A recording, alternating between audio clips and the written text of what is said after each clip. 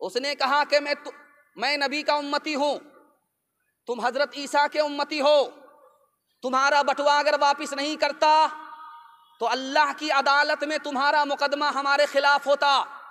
तुम्हारे नबी के सामने, हमारे नबी के सामने जब यह साबित होता कि यह भिखारी चोर था तो मेरे नबी का सर झुक जाता। मैं अपने नबी के सर को झुकता हुआ नहीं देख सकता। एक काला आदमी देखेंगे, उसके होंठ बहुत मोटे होते, होंठ बहुत मोटे होंगे, और उसके बाल बड़े कर्रे होते, सीधे नहीं होते। और जिसका बच्चा ज्यादा काला होता उसकी माँ ज्यादा साबुन लगाती, 72 मरतबा साबुन लगाती है, किसी तरह ये कालिया गोरा हो जाए। लेकिन वो साबुन तो काला हो जाता, लेकिन वो कालिया गोरा नहीं होता। लेकिन कुर्बान जाइए उस माँ के ऊपर, वो उस काले को भी चांद से बढ़कर के समझती है।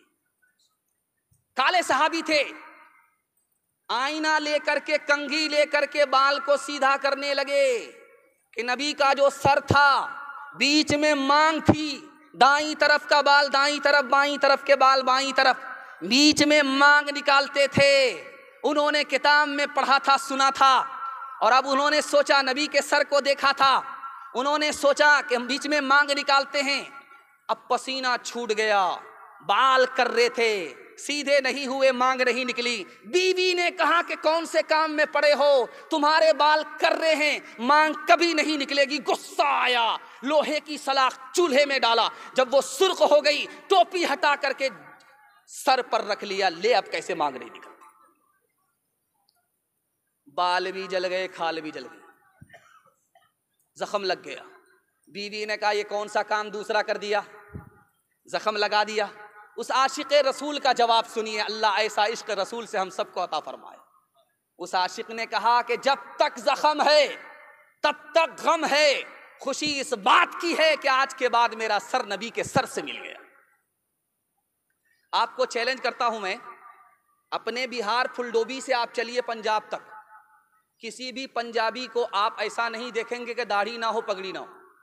दिखाइए आप, दाढ़ी रखेगा जरूर, पगड़ी रखेगा जरूर। क्यों? सब कुछ छोड़ देगा लेकिन दीन धर्म को नहीं छोड़ेगा। और सरदार की तादाद हमसे कम है, लेकिन सरदार को इज्जत मिली है, हम जलील हो रहे हैं। क्यों? हमने नबी के दीन को लात से मारा, अल्लाह ने हमें जलीलो खार कर दिया। उन्होंने दीन धर्म को दांत से पकड़ा, अल्लाह ने इज्जत की चोटी पर पहुंचा दिया।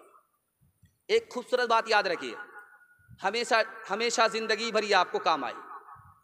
हमारा मुर्दा जब कब्र में दफन होता है तो कैसे दफन होता है? हम उसको चित नहीं लेटाते, करवट लेटाते, इधर की जो पीठ है उसको दीवार से सटा देते। अगर आपने चित लेटाया गुनाह होगा, जिन लोगों ने लिटाया उनको ज्यादा गुनाह होगा। मुर्दे को कब्र में किस तरह लिटाना है? चित नहीं लेटाना है, बल्कि करवट लिटाना है, और पीछे की जो पीठ है उसको दीवार से सटा देना। ऐसा क्यों करते हैं? ताकि चेहरा किबले की तरफ हो जाए, मुकम्मल चेहरा किबले की तरफ हो जाए, इसलिए ऐसा करते हैं। एक कफन चोर पकड़ा गया, उससे इब्ने रजब हम्बली ने पूछा, बेटे ये बताओ, मैं तुमको पुलिस के हवाले नहीं करूंगा, लेकिन एक राज बताओ, जब तुम कब्र खोदते थे, कफन को खींचते थे, तो मुर्दे का चेहरा किधर होता था? किबले की तरफ होता था कि नहीं?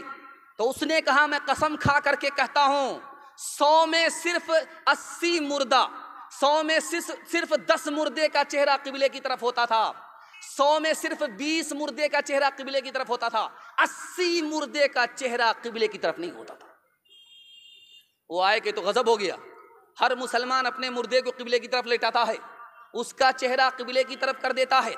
बात क्या हुई कि मुर्दा अंदर गया, उसका चेहरा किबले की तरफ नहीं। इमाम औज़ाई रहमतुल्लाह अलैह से पूछा, हुजूर राज क्या है? तो जवाब दिया कि उन लोगों का चेहरा किबले की तरफ नहीं था जो जिंदगी भर नबी की सुन्नत से मुंह मोड़ते थे। अल्लाह ने मरने के बाद किबले से मुंह मोड़ दिया। हाथ उठा करके वादा कीजिए, बुढ़ापे में दाढ़ी रखेंगे, हाथ उठाइए इंशाअल्लाह, बिल्कुल सही जा रहा है। शादी के बाद दाढ़ी रखेंगे, हाथ उठाइए इंशाअल्लाह। ये देखिए, ये वो लोग हाथ उठा रहे हैं जिनको दाढ़ी है, तो वो कौन सी दाढ़ी रखेंगे? और वो लोग हाथ नहीं उठा रहे हैं जिनको दाढ़ी है। मैं हाथ जोड़ करके आपसे कहता हूं, दाढ़ी नहीं रखते हैं इसको गुनाह समझते रहिए, आपका ईमान सलामत रहेगा। लेकिन अगर दाढ़ी नहीं रखते हैं, दाढ़ी का मजाक उड़ाते हैं, आपका ईमान चला जाए। हाथ उठा करके मुझको वादा दीजिए कि दाढ़ी की तौहीन नहीं करेंगे, इसको गुनाह समझेंगे। हाथ उठाइए इंशाअल्लाह। हाजियों आओ, शहंशाह का रोज़ा देखो, काबा तो देख चुके, काबे का काबा देखो। हाजियों आओ, आबे ज़मज़म तो पिया खूब, बुझाई प्यासे। आबे ज़मज़म तो पिया खूब, बुझाई प्यासे। आओ जो दे शह कौसर का भी दरिया देखो, आओ जो दे शह। कल्ब में सोज नहीं, रूह में एहसास नहीं, कुछ भी पैगाम मोहम्मद का तुम्हें पास नहीं, कुछ भी पैगाम। बहुत खूबसूरत माहौल में ये आखिरी पैगाम, ये जलसे का खुलासा है जो आपके सामने रखने के लिए जा रहा हूँ। आप कामयाब होना चाहते हैं, आपको दुनिया भी मिल जाए और आपका दीन भी बर्बाद ना हो, तरीका मैं बता रहा हूँ। सुनने के लिए यहाँ से लेकर के वहाँ तक तैयार हैं? हाथ उठाइए इंशाअल्लाह, जोश के साथ हाथ उठाइए, सारे लोग हाथ उठाइए। अभी आपका जलसा थोड़ा सा बाकी है, अगला मुकर्रिर को आना है और बात को